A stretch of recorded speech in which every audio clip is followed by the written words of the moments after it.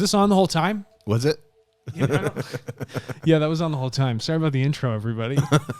Always talking shit. Yeah, always. Also, shout out to everybody sign up on Total right now. We got live stream analytics, so all you great people out there. We're excited. Yeah, we're very excited. Keep signing up. Keep doing good for the world. Why is it? It's going up dramatically. Oh, wow. Yeah. Something's going viral. Something's happening. We're getting back into Daniel Fry. Dr. Daniel Fry, July 4th, 1949, had an incident down in White Sands. Jason's holding up the first edition copy here of the book. Out of print, no longer copyright on it. So let's say whatever the hell we want about it. Exactly. So we did the intro. It was fantastic. It was the first 2 episodes. Please go back, listen to those so you have a base of understanding and don't just hop right in and say what's going on. You're going to confuse yourself. So Jason, take us off with chapter uno. He starts out chapter 1 as this. Tonight, July 4th, 1950, I joined an ever-growing group of individuals around the world who are known as UFO observers or saucer sighters. Thought that was funny, the wording. Sighters. Not only have I seen one, I have touched it, entered it, and even made a short test hop as a passenger. What year did he say in there? July 4th, 1950. Wikipedia's got it wrong. They put July 4th, 1949. So Wikipedia, you can't. You can't trust it. You got to go to the source right there, the book. All right, so keep going. Yeah, this is fantastic. He said, also, I've communicated at some length with its operator. In person? No. And we'll get into why, but this was a remotely operated craft. It wasn't a mothership. There was nobody in it. It does have seats where people go in it, and there's great reasoning why there wasn't an individual in it. Yeah, and he says, in fact, I have often asked myself, why with more than 2 billion people who inhabit this planet, now we're up to almost 8 billion. Yeah. Should fate have chosen me to be the beneficiary of this unique and interesting event? It's actually not fate, and they explain this to him. They say that some of his religious context that he uses distorts the reality of why they chose him. He said, still, this is the greatest and most exciting event in my life, and I can't keep it entirely to myself. So I've decided to write a detailed account of the event, exactly as it happened, while it is still sharp and clear in my memory. That's cool. That's really cool. So he goes into, and you can kind of, I want you to kind of go into a little bit more for those that, he talks about the Aerojet group, he talks about Las Cruces and White Sands Proving Grounds. So let's set the base for that. Yeah, so no pun intended. Aerojet Group, he was managing a team over there of engineers for designing new types of rocket propulsion, essentially newly engineered thrusters to go on the back of missiles. And they do a lot of this testing down at the White Sands Proving Ground in New Mexico, where the U.S. military has an installation there, so we can prove if the technology actually works. And there's plenty of space, nobody around, and you can launch missiles all day long just blowing up the land. So his job, that they were contracted out to come in and do this specific work. And that's how Daniel Fry and the Aerojet Group was actually down there, and that led him off on this specific journey to having this contact and trip with this extraterrestrial craft and entity. Yeah, and you talked about this first episode. He actually missed, he couldn't fit in the car because they were all taken off. The company car. Right. Aerojet had a company car, and everybody's going out to party because it's 4th of July. And so he's like, no problem, guys, I'll take the bus. Guess what? Bus don't show up. So it gets so hot in his workstation, he wants to go out for a walk, and he's walked just about all the roads. Yeah, and he's reading a book, which is funny, by James Court called Heat Transfer. Heat transfer. That's exactly It's hot right. as hell. It's hot as hell, and he's reading a book on heat transfer, which is really funny. And that book on heat transfer also carries over into the interaction that he first had when he actually goes up to the craft itself. So he walked down this road, which we had previously explained. And it's 8:30 at night. 8:30 at night, and it's July 4th. So the sky here in New Mexico around that time is around like a dark blue. And you can see the stars, but there's still enough light of the sun to keep things, legitimately lit. Yeah, and he said, I headed first in the direction of the old V2 static test stand, on which we're mounting our large rocket motor for testing. This stand is about 1.5 miles from the cluster of buildings which form the nucleus of the proving ground, and the distance was just right for a leisurely hike in the relative coolness of the evening air. Yeah, because it does get cool here in New Mexico. The ground doesn't hold any heat. So the second the sun sets, I mean, that thing's going to really kick off. And Werner von Braun, V2 rocket, right? Mm-hmm. Well, there's nothing like the little bit of German help down in the White Sands.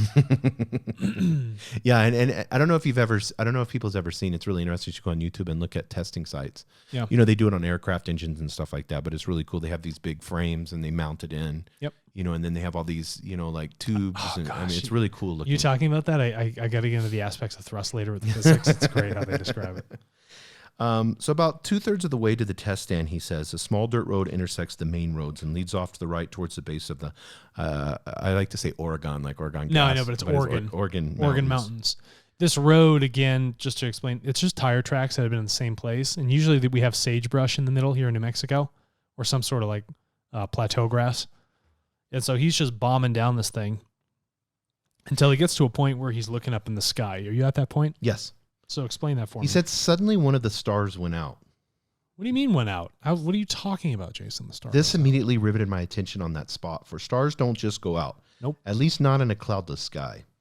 Something was eclipsing the star, but I had no idea what it could be. And so he thought for a second, okay, well, this star's been out for too long. Typically, planes at that time, given their rate of speed, could only eclipse a star for 3 seconds. And he knew for a fact that weather balloons don't get launched at night. So something's changing here. And then what does that evolve to? He says, finally, I could see what it was. At the same time, I realized why I had not been able to see it sooner. Its color appeared to be nearly identical to the color of the night sky. Oh, so what does that tell you if the color's nearly identical? That means there's a translucency to the actual object itself, but it's not allowing light to go through completely because it is eclipsing those stars, actually preventing the photons of light moving through that actual craft. He says, as it continued to come towards me, I felt a strong inclination to run, but long experience in blasting and rocket work had taught me that it's foolish to run from an approaching object until you're sure of its trajectory. Because Right. there's no way to judge the trajectory of a missile you're running from. Yeah. No, you have no idea. You're moving at 2 different rates, and it just becomes far too difficult to figure that out. And he did feel a tingling sensation go up his spine, which is interesting. So a lot of legitimate people say that there's an energetic change that is happening. And if you think about the area of, Kundalini yoga, it's all about the energy that runs up the spine. This guy's not studying it. Are you kidding me? Dr. Daniel Fry, he's worried about rocket engines. You think he's worried about Kundalini energy just like going right up the vagus nerve or whatever it is up into his head? No, not one bit. He said, I could also see that its shape was an oblate spheroid. Yeah, oblate spheroid. So it's like take a pancake and then you just make it fat in the center, right? And he said it's about 30 feet in diameter at the equator, our largest part. Mm-hmm. Somewhat reassured by its slowness of motion, I remained where I was and watched it glide in as lightly as a bit of thistle floating down in the breeze. So was it 16 feet tall, floating lightly 30 feet across? Yeah, and he said besides it like making a crackle with the brush, it made no sound. Yeah, so you have something decelerating after coming in at a high rate, and then it sets itself down on the ground, crushing the brush itself. That means it must be carrying some weight. So how could something with so much weight, moving at such a rate of speed, slow itself down so instantaneously and not make a sound? And it's so funny remember in the philosophy part of it where he said his circle of reality. Yeah. So his upper limit circle of reality hit because he said, my first conscious thought, so this is his first conscious thought, this unusual craft might be something secretly developed by the Soviet Union. Because what's his frame of reference? Cold War. Yes. Why is he down at the proving grounds? We need to ship missiles to go faster than the enemy. That's your only thought. Yeah, and he said, the Soviet Union was ahead of us with rockets at that time. That's what he said. They did. They had a new type of solid. They moved from solid fuel. They had a new type of liquid fuel. It wasn't liquid oxygen, but I forget what the name of the gentleman is that was making those rocket boosters that took many steps ahead of what we currently had here in the United States, especially with our own Saturn V's. Yeah, and he said, I reflected a moment, then became convinced that this could not be a device created in the Soviet Union or anywhere else on Earth. Why is that? The intelligence and the technology that had designed and built this craft had found the answer to a number of questions which our best physicists had not yet learned to ask. Correct. How is it that you can get something to move silently, oppose gravity regardless of the weight of the craft, make absolutely no noise? Do you know what I find phenomenal about no noise, which I do appreciate with Teslas? A lack of noise is a very deep respect for creation itself. Making noise and like all those sounds they're very interruptive. They interrupt thoughts. They interrupt the natural cause and effect, natural sound waves themselves. And if you're making noise, you know what that is? It's waste. Most people don't think of noise as waste. But if you're so evolved, you have perfectly closed systems with no net loss. You wouldn't be letting sound go out there, because if that sound is going out, that means you're losing energy. Does that make sense? Yeah, and he says that. He said the ship's operation was silent. No propellers churned the air. I saw no flash and roar of incandescent gases was hurled from nozzles to produce thrust. The ship simply coasted in quietly and settled gently to the earth. Yeah. There's nothing, there's no roughness to it. There's no toxic masculinity to its design. Yeah, exactly. It has balance to it. Yeah, he said it was in violation of the law of gravity. You know why it was in violation? Because he has a limited understanding of what the law of gravity is. The way we calculate it is limited in our understanding. We don't have any respect for cause and effect or maintaining states of equilibrium or balance. If you have logic, you have to have anti-logic, right?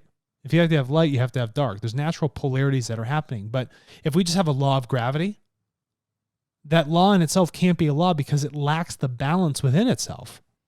Something has to oppose the thing that is being created to maintain balance. Otherwise, it just runs rampant and out of control, and then nothing can live within that system. Something has to oppose. Me sitting in this chair, 10 to the negative 8 centimeters. I'm not actually sitting on the chair. I'm floating above it. There's always something of a different polarity pressing against and creating sort of a barrier of equilibrium. So if I just had gravity running rampant with my law of gravity that's happening everywhere and saying that anti-gravity can't exist, it's nonsensical. Then you'd have a complete system that has no balance to it. It couldn't possibly be a law. Yeah, and he said, I approached within a few feet of the craft and paused to watch and listen for any sign of life or sound which might come from within. There was neither. Isn't that interesting? Like the curiosity kills the cat, right? He's like, okay, I didn't run. I'm looking at it. Let me take a few steps closer. He's going through almost like a checklist in his mind. That's what he said. He said, I have such a curiosity for scientific advancements that's why, even though I was afraid, that's what drove me to look at the craft. Yeah, and if you think about the checklist, the more he can deduce from his own observation about what's in front of him can actually help clue him into how this thing is built and functions. Right? Yeah, and he says, it was as if it appeared from the air, a spheroid, considerably flattened at the top and bottom. The vertical dimension was about 16 feet, and the horizontal diameter was about 30 feet at the widest point, which is about 7 feet above the ground. That means you have, essentially from the diameter itself, it slopes up. There's a curvature to it. Yeah, and he said the curvature, when viewed from below at an angle of less than 45 degrees from the vertical, it appeared to be saucer-shaped, although it's actually shaped more like a soup bowl inverted over a sauce dish. Yeah. So, I mean, you can imagine that. Just a big dish. Makes sense. Take a super bowl, yeah. The dark blue color, which at first it appeared to be, was now gone. A closer inspection showed that the highly polished metal surface was silvery in color with a slight violet iridescence. This part's cool. And he describes this iridescence quite interestingly because he wants to touch it. Mm-hmm. So he was just reading this book on heat transfer, right? So wouldn't you want to know if this thing came in so fast from outer space? What's your heat shield like? What's the deterioration on the actual physical object to say how is there any useful life to it? Was there deterioration of, material that actually left the body? So he puts his hand on this thing. Mm-hmm. And the way he describes it is if you have a pearl, you know what a pearl looks like? Yes. Has it iridescence to it? It's naturally soft. Now coat that pearl in soap. Think about how frictionless that surface would feel, right? And so this is where he continues to dive into. He has his hand actually on the craft at this point. Yeah, and he said there was no seams. Zero. Or any signs of opening. Well, what happens if you have a seam? It's a point of weakness, right? Yeah, and he said it is difficult to describe the degree of smoothness. If you were to run your fingers over a large pearl, which you had mentioned, then soap layer, you might receive a sensation somewhat. He said, I stroked the ship with the palm of my hand and felt a slight but definite tingling in the tips of my fingers and the heel of my palm. Now, this is where it gets interesting. This is the juice right here. Then a crisp voice came out of the air at my side. Better not touch the whole pal. It's still hot. Right. So that would be funny. Did they say pal? Hey, pal. Well, what year is it? Yeah, that's a word. It's 1950. Yeah, Batman always said that. Pal. Yeah, right? hey, pal. And there's a specific reason why that vernacular is actually being used. So what happens when this voice cracks out of the air? Well, he ended up sprawling and going back and falling down. Mm-hmm. He said, I heard something that sounded like a low chuckle. Then the voice came again in a somewhat friendlier tone. Take it easy, pal. You're among friends. Yeah. You've startled the individual, right? But there was a calculation that actually happened for why the delivery of the volume in the vernacular was specifically used to notify Daniel Fry of what was going on. I grumbled, you didn't have to blast out at me like that. You scared me out of a week's growth. Blast out, the voice hesitated. Oh, yes, you mean the amplitude of the warning was too great? Sorry, but you were about to kill yourself. Yep. And there wasn't time to diddle with controls. Okay. And then he asked the question to him, do you mean that the hull is highly radioactive? If so, am I still much too close? So here we go again, the circle of reality. Our idea Yeah. is that he said, oh, what's the thing that kills you that you can't see? Radiation, right? And the guy's like, no, it has nothing to do. It's not radiation at all. What's actually occurring, the heat, or what I would coin as hot, is the hull of the ship is made out of platinum. So when the forging process of the platinum is going on in this for these extraterrestrials, it's done in a zero gravity environment. Within the zero gravity environment, it allows a lattice, a crystalline lattice of the platinum to be just about perfect because there's no force of gravity upon it, right? So you're allowing something to naturally form how the atomic structure wants to be without any interruption of something pulling it out of place. Now, if you take that material, okay, and we're going to blast that material with a high energetic photon beam, right? So really high frequency energy, and we're just blasting it. Mm-hmm. What that does is it changes where the electrons are actually sitting on the atomic structure of the element platinum itself. It takes the electrons and forces them quite symmetrically to the surface of the platinum. So imagine you have the piece of metal, and then on that metal, it has an electric charge of a sense. These electrons are floating on top.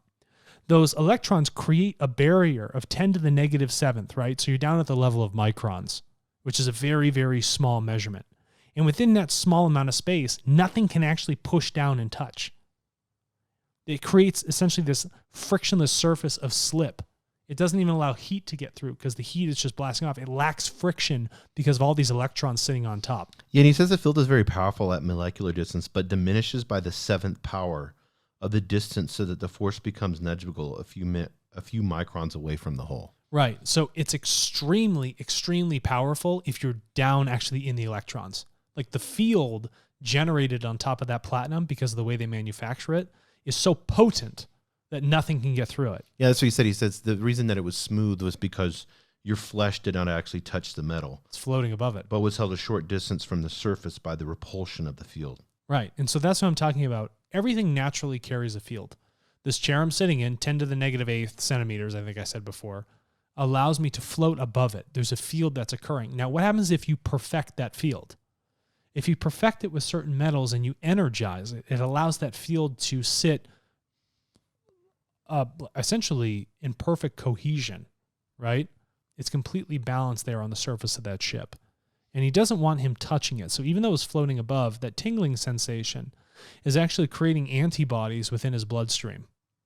Yeah, and the voice said that, and it might have taken several months, but would have been just as certain as if it had been instantaneous. Mm-hmm. The best way that I can explain it to you is to say that exposure of the human skin to the force field, which is present around the ship, causes skin bruise. And you mentioned that antibodies in the bloodstream. For some reason, which we don't yet fully understand, these antibodies are absorbed by the liver, whose function they attack, causing the liver to become greatly enlarged and congested. Yeah, and once it's congested, you have organ failure, and that's it for you. And he says death is practically certain. Yeah. So he's like, well, shit, was I touching it too long? Like, are you kidding me? Yeah, and so then he asked a question, and I thought this was interesting. And he answers, he says, as to your second question, I am not an American such as you, although my present assignment requires me to become one. The fact that you believe me to be one of your countrymen is a testimony to the success of the effort I have expended during the last 2 of your years to learn and practice the use of your language and idiom. Mm-hmm. As a matter of fact, I have never yet set foot upon your planet. It will require at least 4 more of your years for me to become adapted to your atmosphere and gravity and become immunized to your biotics. Toxins. Yeah, our biotics and toxins. You know, we have So antibiotics. 4 years. So this is 6 years total So let's talk in our time. Let's talk about what's going on here. 6 years may seem a lot for us, but for people that live much longer than we do, it's a brief amount of time. The vernacular takes 2 years of study. If you want to be adept at a language, you practice it every single day, right? And they probably have very good language scientists that help with this. But understanding that vernacular so that people can be comfortable and won't recognize that something's slightly off about a person. You know when people try hard to like fit into a group, you're like, buddy, like stop trying. Yeah, you can't have that giveaway. Right. Right. So that's one thing you got to practice. They practice it for 2 years. Then the other aspect is you need 4 years of actual physical bodily adjustment to the pressures of our planet, to our actual bacterial systems that are going on here. And so the gravity itself, if they stepped on the planet and tried to live on it, it would essentially crush their internal organs. So you have to slowly build yourself up in these microgravity environments to increase where you are, because I think we're 1.5 times higher than what these other human beings are actually used to. Right, and he's talking about when he doesn't believe it, and it's like a science fiction story or whatever. And the voice says this: on the contrary, it is important to us that you be given every opportunity to acquaint yourself with the facts and to form your own opinions accordingly. I underlined that, didn't I? Yes. The reason for this is a very learn, teach, learn. This is a proper relationship between student and teacher here, with great respect for the individual's free will. They're not impressing the knowledge upon them. What they're doing is they're offering these experiences up so that the person can then deal with them on their own accord. Otherwise, you can tell people stuff all day long and it will just be a lie if they have no context. So you think schools and higher learning, universities should offer experiences and then let people evolve and learn on their own? Precisely correct. Rather than telling you how things are. Yeah. That's the thing, is people end up telling you how things are, but you're not actually asking questions out of your own curiosity. Yeah, you don't really learn. You're not learning, right? And so this is a great respect for the individual's train of thought and their free will. They do not step on it. It's immensely, you can tell that this is a very benevolent contact because of the great respect for the individual. Yeah, and he gets into the mind of humans, which I thought was really interesting. He says this: the basic adaptability of those inhabit the earth, particularly your ability, this is key, to adapt your minds quickly and calmly to conceptions which are completely foreign to your customary modes of thought. This is a key to evolving. This is the key to evolving. Yes. This is why he was actually chosen, right? He said, there's 2 billion people. Why did fate choose me? It's not a function of fate.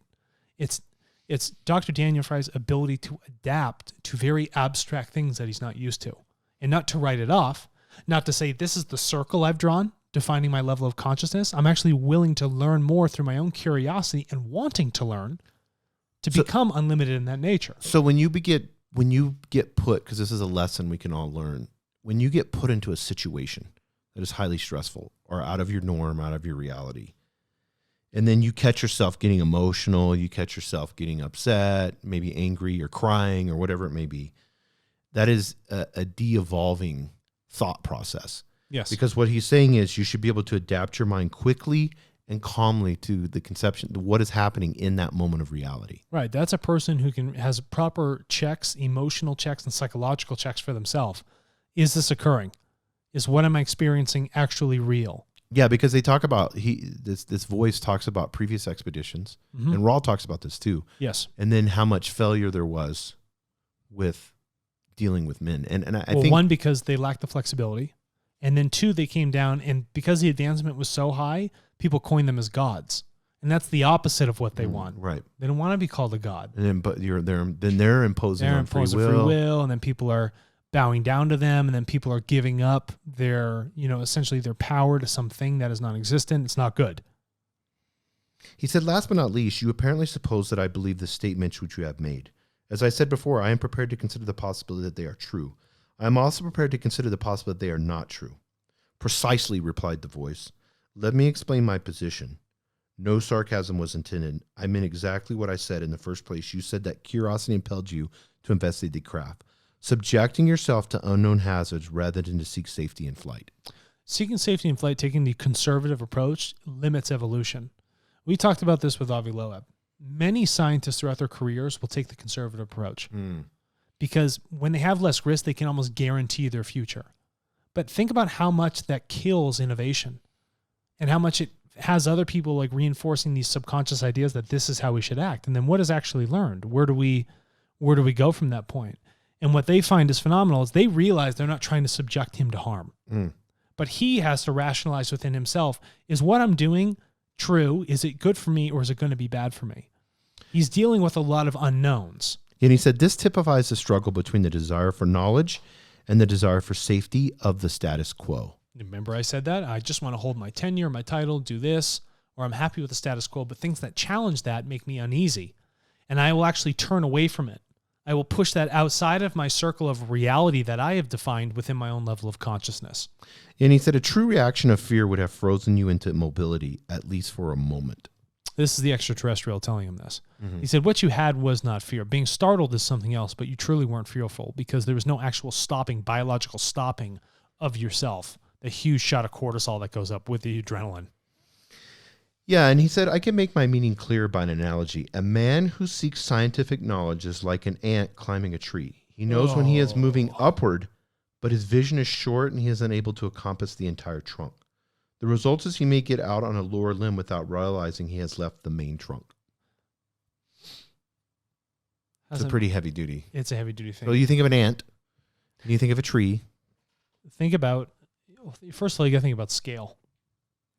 If you're so small and you're walking about a surface, you have a limited amount of length you can see in front of you.